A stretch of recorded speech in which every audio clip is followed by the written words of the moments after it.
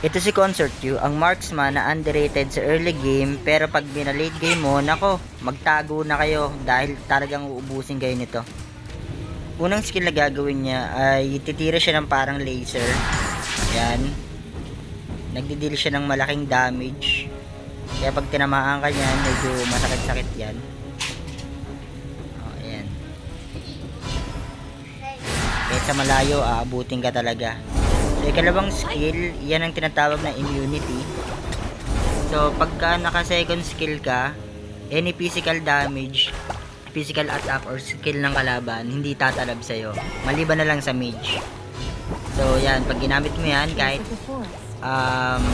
atake ng minions, hindi tatalab. Ito naman ang passive skill ni Concert Q. So, titira siya ng bullet na dala-dalawa. Yan, kung mapapansin nyo, isa-isa, tapos biglang magdo-double shot yung bullet